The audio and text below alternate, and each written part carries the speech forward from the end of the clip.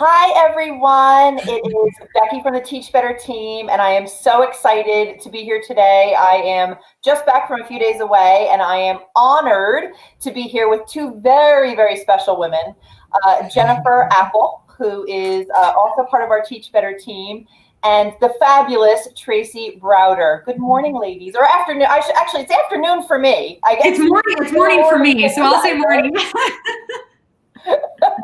Since we're all representing midday the U.S. I'm in New Jersey. Jennifer, you're in Washington State, and Tracy is in Texas. So we are here for a very special reason, and I'm so excited to talk about this book. I'm very fortunate that I got to preview it, and it's near and dear to my heart. And it is written by Jennifer. So Jennifer, why don't you start by telling us the name of the book and what it is based off of? Yeah, so it's called Award-Winning Dog, and it's based, it's kind of based on my dog, Maya. It's kind of her life and her story, and she had some struggles, when she was a puppy. And so it kind of like talks about those, and then she kind of works through it, relates really well to Hans's book, Award-Winning Culture. And she kind of answers the 3 questions that are in that book about character, excellence, and community. And so she kind of goes through her own personal growth, I guess you would say, of like who she is and what she wants the world to see, and that she is an amazing dog, even though she might not be like everybody else, and it's okay. So that's kind of the summary of it. I love this book for many reasons. I'm a dog person to start. And as I told you earlier, I had my first dog that I had on my own was a Sheltie. And the star of the show here is a Sheltie. That was awesome. Well, and Sheltie people are a certain type of people, right? Like we kind of, like I see people, I'm like, oh, you have a Sheltie. I'm like, you have one at home. I can tell, like we know each other. It's like you see each other and you're like, oh, I can tell. Like you're a Sheltie person. Now, can you tell us, Jennifer, because the dog's name is Maya, can you give us a little history on where Maya got her name? Yeah, she actually was named after Maya Angelou. And I saw Maya Angelou live. It was about 10 years ago. It was on Mother's Day. And it was this like room full of women. It was like the coolest thing I've ever seen. She was doing this tour, and she was basically just talking to, just kind of a lecture tour. And she talked for probably an hour and a half, 2 hours almost. And it was the coolest thing I've ever seen in my life. I've read every single one of her books, all of her poems. Like, she's just an inspiring person. And I just respected her so much and everything that she taught me. And I think all of those things, now that we're in a pandemic, now that we have kind of racial injustice, like being brought up and like, hey, you guys need to, I think that Maya Angelou, like everything that she said is like resonating in my brain going, yeah, like this should be happening, and this should have been happening 10 years ago when she spoke. And, it's frustrating that, we're still in that place, but I think I wanted to honor her in some way. I don't have human children, so I named my puppy after her. And you even put the quote in the book, which is at the end of the book, which is so nice and so special and so appropriate. Now, Tracy, you teach kindergarten in Texas, correct? I do. I'm a proud, happy kindergarten teacher, and this book is just going to be perfect for the littles, and not even just the littles. I mean, I really see it being used across all grade levels, but I'm really excited about using it in my classroom and in the elementary setting, because kids have such a need, this desire to want to fit in, to want to be like everybody else, to want to be accepted.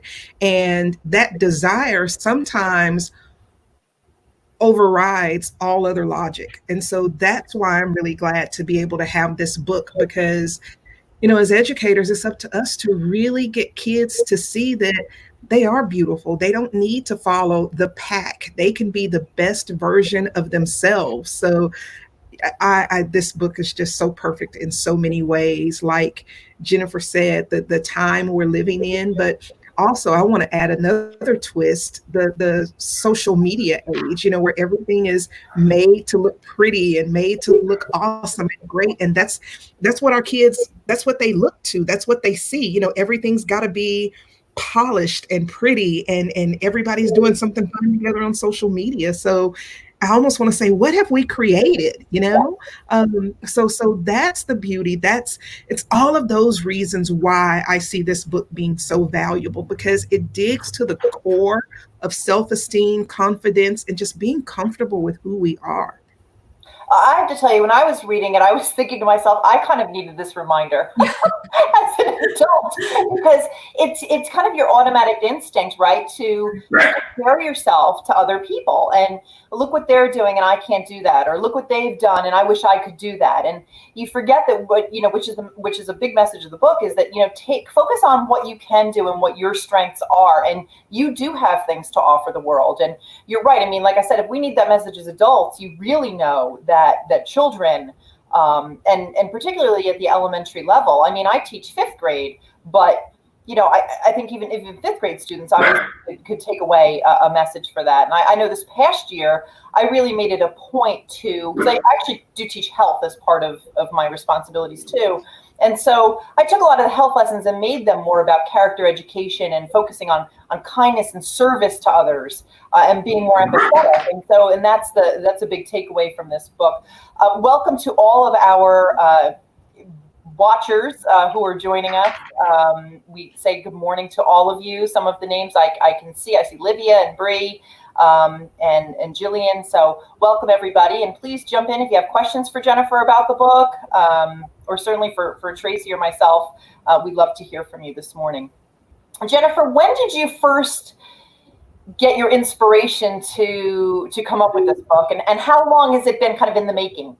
That's kind of funny, because from when I was a kid, I struggled with reading. I have dyslexia. So I had a really hard time as a child with like reading and everything like that. I was kind of had a complex about it. Like, I can't read, but I love to read. So I would read all the time, but I always wanted to write a children's book. I love children's literature. I love picture books. And so since I was a little kid, that was like a dream of mine to be able to do. And the funny thing is it's just never come to fruition until it really was when COVID hit. We've been, Hans and I go for a walk every single day, and we went for a walk one day and I said, I have this idea. And we basically in an hour walk talked out the whole book. I had my phone and I had the little speak, into. And so I was talking the whole idea of the book, came home, typed out the entire thing, storyboarded. It was a book within a week. It was crazy. It just, that hits all of a sudden, it's just that creative idea comes and it just comes and it's just going. And so, and then we're and then the second book could be this. And so now we've got 5 books planned out, because we're and this could be, and we can do, you know what I mean? So it was awesome. Yeah, it was a lifetime of wanting to do it, but the idea came actually kind of quickly, which is strange, but also makes sense when you think about kids like that, all of a sudden they come with an idea and you're if you don't tell them to go with it, they need to be able to go and run with it and go, and they will create something amazing. You're lucky that you were walking when that happened. I usually get my best ideas in the shower, and clearly I cannot be recording. Right. So I'm glad I always take my phone in with me, so then when I'm done, I hop out and I go talking to her real quick. Jennifer, you said a minute ago when you were saying about your childhood, I have a journal open in front of me that I just kind of jotted down some of my thoughts about the book and the ways it resonates with me. And it's so funny what you said. Well, not funny, but ironic what you said, because as a classroom teacher in kindergarten, and all the way up through 6th grade, but a lot of what I'm about to share with you, I've actually seen in kindergarten. Selective mutism, dyslexia, depression, bipolarism, oppositional defiance disorder, multiple personalities, all that have gone through my class alone in the past several years.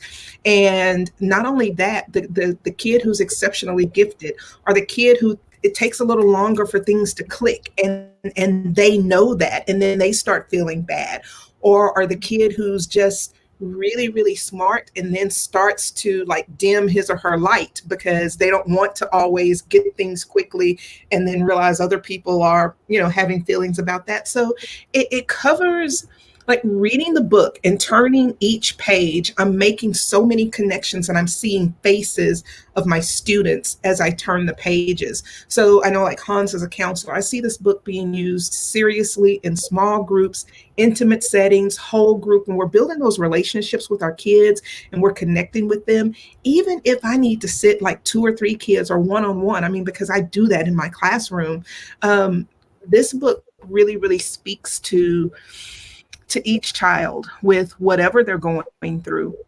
And even if they're not going through anything, the other beauty about kindergarten and elementary is we're laying that foundation. So this is such a positive source to lay the foundation of be comfortable with who you are. And I wrote this down and it's really powerful to me that admiration is different from imitation. And I feel like that's what Maya was struggling with, was trying to be like, oh, I can be like this, I can be like this, I can be like this. But when you admire somebody, you're looking for, you're setting goals. There becomes the mentor relationship. You're looking up to someone to make yourself better instead of focusing on being just like that person. And then we're no longer true to ourselves. So it really lays a good foundation in so many ways. So those are just some of the reasons why I'm really, really excited to get this book in my hands, and not only in my hands, but just in the hands of all educators, to just pour into kids and get them to realize that you are okay just the way you are, just the way you were made, so perfectly just for you. Thank you. That's like the highest compliment, Tracy. I love all the things that you said because, I think that's all of us have struggled. Like Becky, you said, like, I needed this book to read as like an adult. Like we've all struggled with, I'm not pretty enough. I'm not athletic enough. I'm not loud enough, and that's the 3 kind of characters that she encounters that she thinks, oh, I need to be like this. It's like, those are the things we tend to recognize in school. Yeah. We tend to recognize the kids that are the extroverts, the kids that are the athletic, the kids that are and so it's like, no, everybody has amazing qualities that we need to recognize and not just the things that are outwardly, apparent to everyone. So then we don't compare ourselves to that, because we all have those insecurities. Like you said, I mean, especially in elementary school, but middle school, it gets even worse. Like, I mean, poor kids, like, you have kids about that age, Tracy, like you and Becky both know, like, I mean, it gets tough as you get into those teen years and seeing everybody looking perfect and, oh, I want that and this. And, it's really hard. That comparison game is really hard to deal with. What stood out to me too was, the pages where all of the little doubtful messages are coming in, like and they're kind of all around because, when you think about it, like that's kind of how your brain operates in general. Like we said, whether you're an adult or a kid, where you start to, these messages start to spiral out of control, and, you get all of the self-doubt talk. And it kind of highlights that, like that's what's actually happening. We have a lot of people who are interested in the book, which is fabulous. Bree, thank you. She also said, by the way, there are shower paper pads for ideas. So Bree is trying to hook me up. Is that really such a thing? Jillian wants to know, she said, this sounds like a great book. Can it be used as a mentor text to teach various writing and reading traits? Yeah, absolutely. And that's what Caitlin and I were talking about that the other day. She was saying she was definitely use it. One of the things we talked about was inference. I don't know if you guys kind of saw that you could make inferences based on, you can kind of, I wouldn't encourage you to cut apart my book, but I do this all the time. I cut off the binding of a book, and I lay out all the pages. And so you can give the pages like to different kids, like middle school. I do that all the time.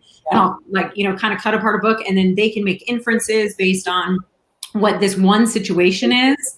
And for this book, it'd actually be kind of cool to pull it out of context, like something bad happening to her. Let's pull it out of context. What do you see here happening? And then let's put it back into the story and go, oh, that's where this is headed. You know what I mean? But you can make those inferences. Absolutely. You can teach a lot of great skills in middle school, like pulling the book apart and really looking at it. I can't wait to get the hard copy because my well, now third grade daughter loves these books. She loves these kind of books, and she will read them over and over again. And I even saw her with a children's book. She was doing a Flipgrid video in the spring when they were, when we were all remote learning. And so she loves to get her hands on these and read them. So I didn't show her, my preview of the book yet, because I can't wait to, for her to see it and get her hands on it. And then she ends up telling all her friends. She's like her little PR committee. I love it. I'll have to give her commission for, yeah. So, something else to go along. Oh, were you going to read another comment, Becky, real quick? Nope, go ahead. There's a certain part of the book that there's so many of my favorite parts, but one part that really, really resonates with me is that I called it the plot twist, or really the turning point. It's not so much a plot twist, but the turning point where those three friends come into play. Those three friends who hop in on her journey and kind of say, hey, whoa, and really help her think through and walk through that journey of self-awareness that, wait, I am a good person. Good dog. I have all these great qualities and characteristics, and you can really see the epiphanies and the awareness evolve really in real time. So that part really excites me. And there's so many components about friendship, acceptance, celebration of every single person, from the quiet person, like you said a minute ago, to the person who's really outgoing. And that quiet person, let's learn about that person. Let's celebrate the gifts. The quiet person sometimes gets lost in the shuffle, and that doesn't have to be the case. So it really teaches a class ownership to really care for each other and to truly see each individual in the classroom. And the other piece, we do a lot of partnering and spending time with other grade levels throughout the school year. So fourth grade comes and hangs out in our classroom. Second grade comes and hangs out. We go and hang out in their classroom. And I say hang out, we're actually experiencing and just getting lost in books together. So a lot of kindergartners surprisingly can read like level 28 books. So they're reading to fourth graders and shocking them, and the fourth graders are reading to them. So this book had, if other schools would think outside of the box and connect grade levels and start really building those relationships, be intentional about it, not just see each other in passing, but now we're taking the book to a completely different level where we're engaging and building that mentorship that we talked about a minute ago, based on the concepts taught in the book. So there's some strategic things that could happen with this book, Jennifer, that I am just so excited about. And I hope that as listeners and viewers get the book, that they can come back to you and teach better and on your feed and celebrate the different ways that they're using the book and how it's being a game changer for kids' lives. Yeah, that would be amazing. I'd love to see how people are using it, because I think of certain ways to use it because I'm an ELA teacher. I'm a reading specialist. Like, that's how my brain works. But I would love to see how people are using it. I think the other thing, Tracy, on our website as well is awardwinningculture.com. Somebody asked about that. You can get the book, but there's also free lesson plans. And I was just thinking while you were talking, Tracy, one of the lesson plans I created is an empathy lesson. And so basically the students, like, if you're actually live, so if you have your fourth grader, you could do it on Zoom too. But your fourth grader and your kindergartner, this would be a great activity for them to do. They actually sit across from each other like they're doing counseling, and they tell a story. And then the other person, like, they basically stand up and switch seats. And then that person retells exactly their story in their personality and their feelings and their emotions. And so they really understand like what it's like to be in their shoes. And so with a fourth grader in kindergarten, that would be such a fun activity to do. Like, read the book, and then you could do that activity with them, and they could really show them, like, maybe the fourth grader could do it first to kind of show an example, and then the kindergartner could do it. Like, oh, I think that would be amazing, because they could teach them so much about that. Well, guess who's going to try it? Well, and particularly with everything that's been going on, and we've talked about this. I mean, these kinds of lessons, they've always been important, but they're really going to have to come to the forefront even more for every teacher, not just one or two teachers, but for every teacher. They're going to have to incorporate, more of these kinds of lessons and involve more, social emotional learning and things like that. So I think that this book is perfect for that. So the timing in that regard really couldn't be better. Jennifer, can you talk to us all about also about like some of the other characters in the book, and what were your inspiration for some of the other characters in the book? Yeah, it's funny. A few people have said who their favorite. I'll be curious. You guys think about who your favorite character was, because a few people have said this week who their favorite character was in the book. So I'm curious about you guys. But yeah, so Maya's the star. She's my dog currently. And then all the other dogs in there are dogs that I've known or had in my life. So Ginger and Sammy are actually my first two Shelties that were in my family. Alta is one of Maya's friends that she goes and visits. So it's actually somebody that she knows. And then the rabbit, the duck, and the squirrel, we're very lucky. We live in a beautiful place. So we have lots of like ponds, and we live near a golf course. And so there's like rabbits and squirrel, everybody like running around in the golf course all the time. So she actually sees those animals every single day on her walk. So she actually interacts with them on a daily basis. And honestly, like most of the books, like the cover, this is our path we walk on every single, like I gave him a picture of the path. This looks exactly like it. Like, wow. This is where, like, I gave him a picture of the path. I'm like, the shrubs are here, like they're the same height. Like, it's crazy. Herb did such an amazing job in the illustrations. Like, I gave him real pictures of like the pond. Like, if you guys know that, when the friends came in, Tracy, we're talking about, like, they're all real places that we go, which is, for me is super fun. Like, other people don't necessarily like know all the places, but like my family that see it, like, oh, that's the pond, and that's the, they can see that's all the fun too. Yeah, that's a lot of fun. I also like the fact that you included some of the vocabulary at the end, so that, if there were, words that especially the little kids might not, understand what those meant, it was a good, it's a good vocabulary lesson too. And let me add to that too, Jennifer, tell us about, I know throughout the book, there were words that were highlighted or bolded or red. How can teachers use the book with the things that you kind of help to bring to the forefront? Yeah, that's a good question. I do have, like I said, there's 3 lesson plans, one for each of those concepts. So empathy, kindness, and service, I actually have lesson plans for those 3 concepts. And so the empathy lesson is the one I was talking to you about, where the kids kind of pair up. The kindness lesson is they kind of get a definition of kindness, and then they actually make inferences based on pictures from the book, like how is Maya showing kindness? What is she doing specifically? And then they give examples of how they're doing it. And there's a definition of kindness to kind of talk about it. And then service. There's a whole lesson on service, and there's a little activity that goes with it. So there's actually 3 lesson plans that like lay out exactly like, how do you teach these concepts? And we were talking about this last night on the after show with Mastery Chat. We were talking about like kindness, empathy. These are hard concepts to teach. Mm-hmm. Like, people always call these soft skills. They're not. Yeah. Like, kindness is not nice. Like, those are 2 different words, and I think we sometimes confuse them. Yeah. And kindness is a really hard thing to learn, that it takes us a lot of our lifetime sometimes to learn that. So starting in like kindergarten, 1st, 2nd, 3rd grade, like learning what does kindness mean? Sometimes it's kind to tell someone they're wrong. Like, that's okay. That's being kind. That's not, you don't always have to be nice. Like, there's kindness is a whole different thing. So I think explaining that concept to kids at a very young age, and this is a difficult thing. This isn't easy. It's not easy to be kind, to be that proactive and really go out of your way. Like, this is a difficult concept. Having empathy is not sympathy. Sympathy is a totally different thing.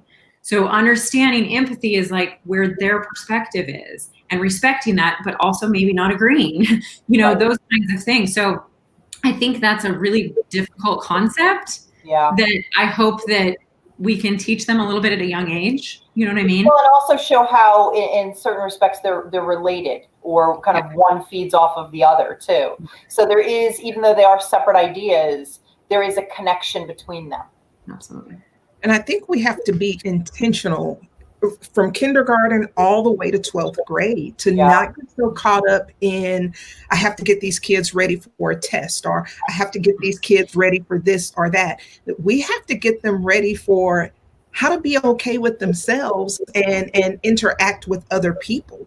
So I love what you said about just truly, and I was in the after chat on after Mastery Chat. And so it was a great conversation, but just really getting kids to understand kindness comes from the heart. Kindness is selfless. And like we're sitting here right now, and Jennifer, when you were talking, or Becky, when you're talking, I mean, I am truly listening to every word you're saying. I'm not focused on what I want to say. And so if we take that same skill into how we interact with each other all the time, that kindness, that selflessness, so many different ways that we can do that. But I feel like as educators, we have to model that. We've got a perfect resource in Maya, the award-winning dog. We have so many resources to help get that message across, but we have to be intentional about it too. So I hope that as you continue to engage with educators, that's one thing that they keep at the forefront, is that intentionality piece. And I think this book will help us remember to do that. Yeah, absolutely. Yeah, and intentionality is like haunts this whole book. Like that's what he talks about, like in the whole book. I mean, that's really what it is. It's intentionally teaching these skills. It's as a reading specialist, it's like by the time they get to sixth grade, oh, they know how to read. Like now they start reading for content, that kind of stuff. And that's been the misconception. It's like, no. Like I point out to these kids, well, how are you making connection here? And they're like, oh, I guess I haven't really thought about it, because you're a proficient reader at that point by the time you're in sixth grade, and so you don't think about those things. So then when you point it out and then it becomes intentional, it's like, oh, I get it. If I make this connection, I can read so much more and I can comprehend and I can ask questions, but I'm not always aware of it. So it's that same thing. It's those soft skills are the new hard skills. Like they're the skills that we have to be teaching. And Tracy, my biggest pet peeve, I'm middle school now. So my biggest pet peeve is we're always getting them ready for the next grade level. Yeah. Like not just we're ready for the test, but we're always getting them ready for the next grade level. Like my job as a sixth grade teacher is getting ready for seventh grade, because, well, they need that for high school. Well, they need that for college. I'm like, yeah, but when are they going to use that in life? Like, that's what I want. You know what I mean? Like they're going to use that in school, but when is that going to come out in life? So I think we can shift what we're doing sometimes if we really think about, like, what are the key concepts I need to teach here? You know what I mean? I mean, I find that as a math and science teacher, that a lot of teachers that are very subject specific feel that components like teaching kindness and empathy are not really their job. My job is to teach math and science. And it's like, yes, that's part of it, but that's not the whole picture. And so, over the past couple of years, as I said, I've been much more intentional about trying to pull it. You can do it through math and through science. You can teach kindness, believe it or not, and you can teach service, and you can teach empathy. You have to be strategic in how you do it. It's not necessarily the most natural fit, but you can definitely do it. And I think that more people have to kind of be open to that concept as well. And that is what's nice about the book too. What I also enjoy is that it's not, it really is for kids of all age levels can somehow relate to the book. It's not, even though it's called a children's book, it's not, for little kids. I mean, kids up through, middle school, and you could probably even tie it into some high school lessons, can appreciate elements of the book. It's funny you say that, because I've dealt with kids in some way or another in all grade levels up to 12th grade. And honestly, to me, the best teacher is the teacher who sees. So let's take a 12th grader, for instance. Yes, they're a 12th grader. Yes, they might be 17 or 18, but they're not an adult yet. That there's still room to mold and grow children. And I think we forget that sometimes when kids get in middle school, junior school, high school, it becomes this rigidity that sometimes I believe students are truly thirsty to be molded, to be taught, to be engaged in the social skills. And I feel like that's not really at the forefront like it should be when we transition to the older grades. So, I'm going to be real honest. If I were teaching 9th grade, 10th grade, 11th grade, I'm I'm that teacher that would have this book and wouldn't be afraid. And initially the kids would be like, oh, this is a children's book. But the more we present a variety of texts to our children, what are we teaching them? An appreciation for literature, and that they can get something out of every book, no matter what the genre, no matter what it looks like. And once you open the cover and really start digging in, like as I was reading, I'm making connections. I'm like, oh, this is speaking to me.